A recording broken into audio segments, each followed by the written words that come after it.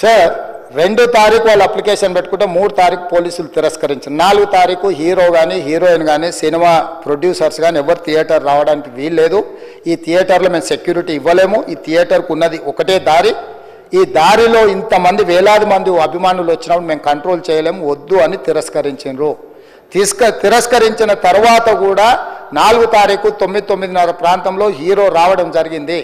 రావడం కారులో వచ్చి థియేటర్లో పోయి సినిమా తెచ్చి మళ్ళీ కారులో వెళ్ళిపోతే పెద్దగా ఇంత ఇబ్బంది జరుగుతుండేనేమో లేదో నాకు తెలియదు.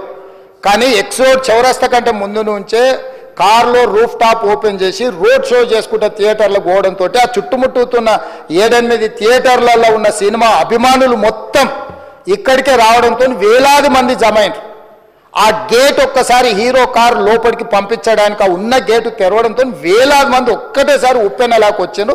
ఆ ఉప్పెనలో చనిపోయిన రేవతి, ఆమె కొడుకు, భార్య, భర్త, కూతురు వాళ్ళు అలాగైపోయి కొడుకు తల్లి ఒక పక్కన పోయి ఆ జనాల నుంచి తప్పించుకొని టికెట్ చేసుకొని ఆ తొక్కిసలాటలు హీరోను థియేటర్ లోపలికి తీసుకుపోవాలనుకున్న టైంకి అతను బండి మీద రోడ్ షో చేసి దిగేటప్పటికి వేలాది మంది హీరోను కలవడానికి చొచ్చుకొచ్చారు ముందుకు. అసలు అంటే ఈ రకమైన వాతావరణంలో అతన్ని లోపలికి తీసుకువెళ్ళాల్సిన సందర్భంలో అతను ప్రైవేట్ సెక్యూరిటీ ఇవాళ రేపు మనం ఫంక్షన్లలో బౌన్సర్లు అని మనం చూస్తూ ఉన్నాం. 50-60 మంది సరిగ్గా లెక్క తెలియదు, 50-60 అని అంటున్నారు, నెంబర్ 4 ఎక్కువ తక్కువ. ఆ బౌన్సర్లు అందరు మీదికి వచ్చే అందరు అభిమానులను విపరీతంగా అడ్డంగా ఎట్లా పడితే అట్లా తోయడంతో అటు నుంచి అభిమానులు హీరోని చూడాలి, కలవాలని ఒకవైపు నుంచి వాళ్ళని హీరో దగ్గరికే రానియొద్దని ఆయన ప్రైవేట్ సెక్యూరిటీ వెనక్కి నెట్టడం వల్ల ఈ తొక్కిసలాటలో హీరో థియేటర్కి వెళ్ళి లోపలికి వెళ్ళి చూసినాక పోలీసులు ఈ మొత్తం క్రౌడ్ని ఈ మొత్తం అక్కడ ఉన్న జమైన జనాలను అందరిని కూడా తీస్తే ఒక తల్లి కొడుకు అక్కడ శవాలుగా పడి ఉన్నారు. ఆ తల్లి అంత తొక్కిసలాటలు కూడా నేను ఆ వీడియో చూసిన ఆ తల్లి లోపలికి వచ్చినప్పుడు కొడుకు చేయి పట్టుకొని ఎంత జాగ్రత్తగా కొడుకుని తీసుకొని వస్తుందో తల్లి ప్రేమ ఎట్లుంటుందో అక్కడ నాకు చూసి నాకు అర్థమైంది. ఆ శవాలుగా మారిన తల్లి కొడుకు చేయి ఇడవలే అధ్యక్ష, అట్లే చేయి బిగ్గర పట్టుకొని పోలీసు వెళ్ళి చూస్తే ఆ తల్లి ఆ పిల్లగాడు ఆ తల్లి ఆ చెయ్యి వదలకుంటే కన్నబిడ్డను పట్టుకుని తల్లి చచ్చిపోయింది అధ్యక్ష. అట్లాంటి సిచ్యువేషన్లో పోలీసులు తల్లిని కొడుకుని హాస్పిటల్కి అక్కడ ఫస్ట్ ఎయిడ్ ట్రీట్మెంట్ చేసిండ్రు. పోలీసులు ఏం డాక్టర్లు కాదు, హుటాహుటిన తరలించిండ్రు. హాస్పిటల్కి వెళ్ళిన తర్వాత తల్లి చచ్చిపోయింది, పిల్లోడు కోమాలు ఉండు. ఆల్మోస్ట్ పోలీసులు పిల్లవాడు కూడా చచ్చిపోయింది అనుకున్నారు. బ్రెయిన్ డెడ్ అయింది, ఆక్సిజన్ అందక ఆ అబ్బాయికి. సో ఆ సిచ్యువేషన్లో వెనక్కి పోలీసులు వచ్చి హీరో గారికి విషయాన్ని తెలియజేసి హీరో గారు వెళ్ళిపోతే హీరో ఎందుకు వెళ్ళిపోవాలనుకుంటారు పోలీసులు అంటే ఇంకా వేలాది మంది అభిమానులు అక్కడనే ఉన్నారు. హీరో గారు థియేటర్లో కూర్చొని ఉండడం వల్ల సినీ ప్రముఖులు ఉండడం వల్ల ఈ బయట జమైన వేలాది మంది అభిమానులు అక్కడ నుంచి పోకుండా అక్కడనే ఉండడంగా థియేటర్ లోపల కూడా బాల్కనీలో టాప్ బాల్కనీలో హీరో కూర్చుంటే కింద నేల కింది నుంచి పై వరకు వెనక్కి తొక్కుట పైకెక్కి హీరో చేతులు కలపాలని కోతులు ఎగబడ్డట్టు కోట మీదకి కోతులు ఎగబడ్డట్టు ఉల్టా పైకి తొక్కిసలాట జరిగింది అధ్యక్ష. థియేటర్ వాళ్ళు పోలీసులను హీరో దగ్గరికి వెళ్ళి చెప్పడానికి కూడా అనుమతి ఇవ్వకుండా థియేటర్ వాళ్ళు పోలీసులను బ్లాక్ చేశారు అధ్యక్ష. ఎప్పుడైతే హాస్పిటల్లో తల్లి చచ్చిపోయిన పిల్లగాడు కూడా ఆల్మోస్ట్ చావు నోట్లో ఉన్నాడు అని తెలిసి పోలీసులు వచ్చి ఏసీపీ వెళ్ళి చెప్పడానికి పోతే థియేటర్ సిబ్బంది లేదు హీరో దగ్గరికి వెళ్ళడానికే వీళ్ళదని చాలాసేపు పోలీసులను కూడా హీరో దగ్గరికి పోనీయలేదు అధ్యక్ష వాళ్ళ ప్రైవేట్ వీళ్ళు. చివరికి ఏసీపీ కోపం వచ్చేసి మిమ్మల్ని అందరిని తీసి లోపల వేయాల్సి వస్తుందని చెప్పిపోయి హీరోకు ఏసీపీ క్లియర్గా ఇద్దరు చనిపోయినరు, మీరు ఇక్కడ కూర్చుంటే థియేటర్లోనగా థియేటర్ బయట ఉన్న వేలాది మంది ఈ సినీ అభిమానులను మేము కంట్రోల్ చేయలేకపోతున్నాం, ల్యాండ్ ఆర్డరు శాంతి భద్రతలు చేయి దాటిపోయినాయి, మేము లాఠీ చార్జ్ చేయాల్సిన పరిస్థితి ఉంది, మీరు దయచేసి వెళ్ళిపోండి, వచ్చిండ్రు చూసిన కదా వెళ్ళిపోండి అంటే లేదు నేను సినిమా అయిపోయే వరకు ఇట్లే కూర్చుంటానని పోలీసులతో చెప్పిండని సిటీ కమిషనర్ నాకు చెప్పడం జరిగింది అధ్యక్ష. అదేవిధంగా ఇంకా కంట్రోల్ కాకపోవడంతో అప్పుడు డీసీపీ పై అధికారి రంగంలో దిగి వాళ్ళ అందరినీ లోపల వాళ్ళ ఎంబడున్న అడ్డుకుంటున్న వాళ్ళను పోలీసులతో జరిపించి చక్కగా డీసీపీ పోయి హీరో గారికి బయట చనిపోయినరు, పరిస్థితి చాలా గందరగోళంగా ఉన్నది, మీరు ఇక్కడ నుంచి కదలాల్సిందే లేకపోతే మిమ్మల్ని పోలీస్ స్టేషన్కు తీసుకెళ్లాల్సిన పరిస్థితి వస్తుంది, మీరు ఇక్కడ నుంచి కదలాల్సిందే అని బలవంతంగా అతన్ని సినిమా మధ్యలో 12 గంటల సమయంలో రాత్రి 12 గంటల సమయం అట్టిగా ఆ సమయంలో అతను తీసుకొచ్చి బండెక్కిస్తే మళ్ళీ అతను రూఫ్ టాప్ ఓపెన్ చేసి మళ్ళీ చేతులు ఊపుకుంటూ రోడ్ షో చేసుకుంటూ అంటే తల్లి చనిపోయి పిల్లగాడు చావు బతుకుల మధ్యలో ఉన్నాడు, మీరు వెళ్ళండి అని వెనక్కి పంపిస్తే కూడా మళ్ళీ కారులో రూఫ్ టాప్ ఓపెన్ చేసి చేతులు ఊపుకుంటా అభిమానులను సంతోషపెట్టుకుంటా రోడ్ షో చేసుకుంటా అతను వెళ్ళిపోయింది అధ్యక్ష. పోలీసులు కేసు చేసిరు, కేసు మీద థియేటర్కి సంబంధించిన కొంతమందిని అరెస్టు చేసిరు. అరెస్టు చేసి 10-11 రోజుల తర్వాత పోలీసు హీరో గారింటికి వెళ్ళిండ్రు. మీరు కూడా కేసులో A11 మీ మీద కేసు ఉందని చెప్పడానికి పోలీసులతో దురుసుగా ప్రవర్తించిండు. మీరు ఆ వీడియోలన్నీ కూడా చూసిండ్రు.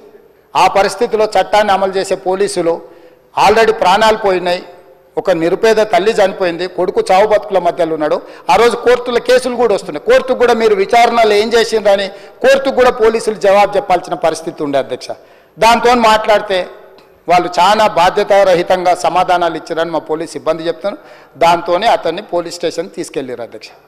ఇక్కడి వరకు ఒక హీరో, ఒక థియేటర్లో జరిగిన సంఘటనలు, వీటన్నిటి నేపథ్యంలో పోలీసులు వాళ్ళ విధి నిర్వహణ నిర్వహించారు అధ్యక్ష.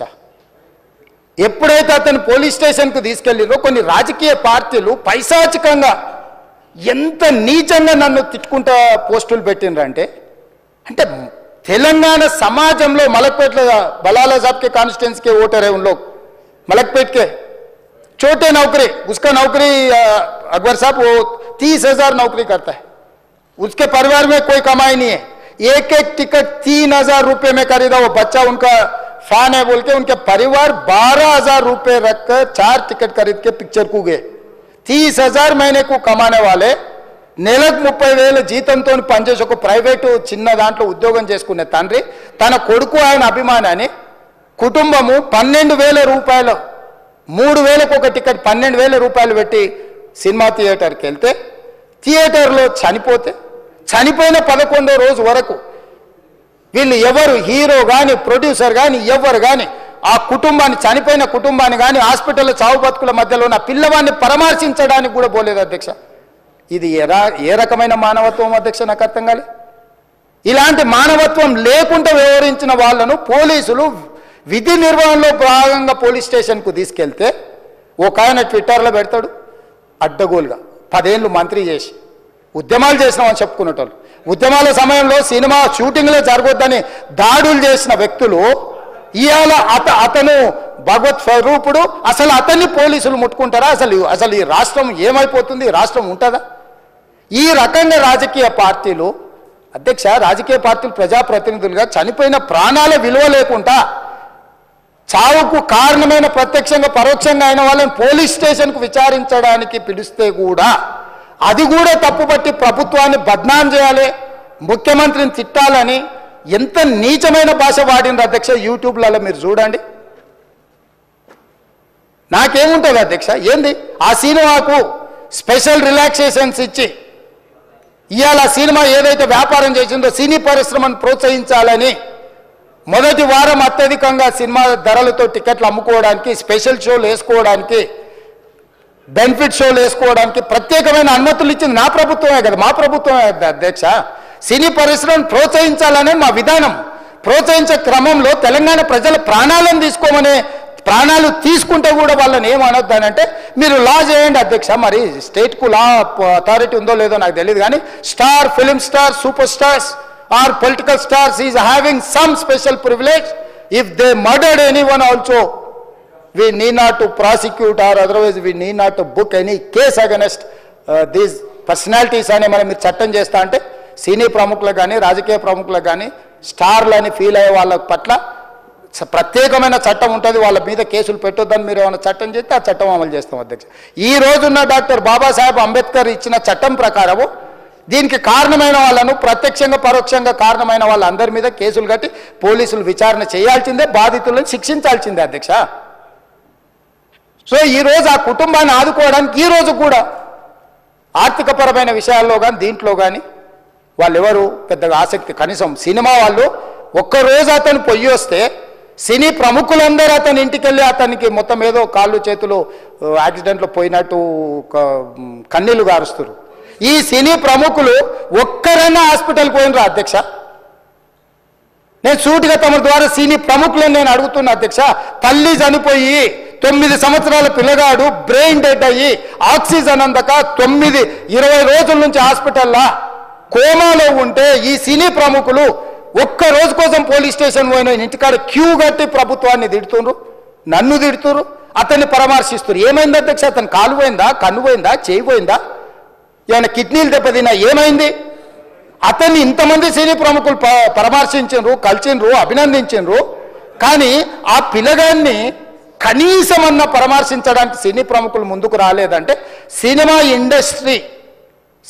ఇండస్ట్రీలో ఉన్న ప్రముఖులు ఏం ఆలోచన చేస్తుండ్రో, ఏం కోరుకుంటుండ్రో నాకైతే తెలియదు. 100% जो भी अकबरुद्दीन ओवैसी साहब ने जो मुद्दा उठाए, वो मुद्दा के लिए मैं ये बात कह रहा हूं, सचमुच बोल रहा हूं, ये शर्म की बात है. 20 दिन के बाद भी इतने 1 दिन के लिए उनको पुलिस स्टेशन को लेकर गए तो हाईकोर्ट भी इमीडिएट अजर्नमेंट मोशन, लंच मोशन ले लिए, उनका बेल भी दे दिए, सब कुछ है. आधी रात को 11-12 बजे अपने लोग बोल रहे थे जेल का दरवाजा खोलो, 12 बजे उनको छोड़ो. अरे भाई कहां है प्रोविजन? कहां से छोड़ू मैं? कोई मेरा घर का मामला नहीं है. मेरा घर का मामला है तो मेरा गेट निकाल के आने वाले जाने वाले को मैं बोल सकता हूं. जेल का दरवाजा मेरा हाथ में नहीं है, कानून के हिसाब से चलाने का है मेरे को. रात 12 बजे अरे वो फिल्म स्टार है उसको छोड़ दो. भाई अगला दिन मैं रहे तो ना फिल्म स्टार को छोड़ने के लिए. अगर आधी रात को 12 बजे किसी को जेल से छोड़ने का कोई लॉ है तो बोलो, मैं भी लागू करता हूं. तो इसीलिए ये इतने फिल्म स्टार कोई भी दवाखाने तक नहीं गया, छोटे बच्चे को नहीं देखा अकबर साहब. ये अफसोस की बात है, शर्म की बात है. सचमुच बोल रहा हूं मैं. अगर मैं वहां पर जाके देखने के लिए मैं पूरा स्टाफ और मेडिकल एंड हेल्थ सेक्रेटरी, मेरे कमिश्नर, सब टीम को मैं डिप्लॉय कर दिए. सीता और अपने कमीशन चेयरपर्सन सब लोगों को वहां भेज के मैं continuously I am monitoring that boy health condition. So ये कैसे कहां जा रहे हैं हम लोग? भाई उन लोगों को जिम्मेदारी दी नहीं है, हम समझ भी सकते है नहीं है, वो बात अलग है. मगर कुछ पॉलिटिकल पार्टीज 10-10, 20-20 साल जो रिप्रेजेंट किए, मंत्री किए, वो लोग मुझे गाली दे रहे हैं. उसके ऊपर कैसा केस लगाते हैं? वो मेरा दोस्त है. भाई आपके लिए, आपके दोस्त के लिए कोई नया कानून बनाना है तो बनाओ, देखेंगे. अरे आपके दोस्त रहे तो 12 खून माफ है क्या? मेरा भाई के लिए भी माफ नहीं है, आपके लिए कहां से माफ करूं मैं? मेरा परिवार के लिए भी कोई नया कानून नहीं है. स्पीकर साहब, मैं ये कुर्सी में बैठा हूं, जो कानून है डॉक्टर बाबा साहब अंबेडकर जी ने जो कानून दिया, कानून के हिसाब से हम सरकार चलाएंगे. जो अकबर साहब ने जो बात लिखा, कुछ प्राइवेट डिस्कशन है, कुछ पब्लिक विजुअल्स है. जो पब्लिक विजुअल्स में वो वापस जाते वक्त भी हाथ हिलाया, रोड शो किए, आने से पहले किए, जाने से समय पर किए, पुलिस वाले भी उसको जल्दी जाने के लिए कोशिश प्रेशर किए, सब कुछ सच है. मगर उनको तो बेल मिल गए. अभी कानून तो हम मानना ही पड़ता. तो ये हकीकत है, सचमुच है, मगर ये अफसोस की बात है. मैं फिल्म इंडस्ट्री जो बड़ा लोग है, मैं उन लोगों से गुजारिश करता हूं, इनह्यूमन नहीं रहना. आप बिजनेस कर लो, आप पिक्चर निकालो, पैसे कमाओ, सरकार से इंसेंटिव्स ले लो, सब्सिडीज ले लो, स्पेशल प्रिविलेज शूटिंग के लिए जो होना है वो मांगो. मगर किसी का हत्या होने के बाद, किसी का जान बचाने के बाद, किसी का जान लेने के बाद आज स्पेशल प्रिविलेज मांगे तो ये सरकार में नहीं मिलने वाले. मैं जब तक मैं कुर्सी में रहता हूं तब तक नहीं देता हूं. मेरा जिम्मेदारी तेलंगाना आम जनता का जान बचाने का मेरा जिम्मेदारी है. उन लोगों के लिए कोई भी तकलीफ दिए, उन लोगों को कांग्रेस सरकार ने, मेरे सरकार ने छोड़ने वाला नहीं है.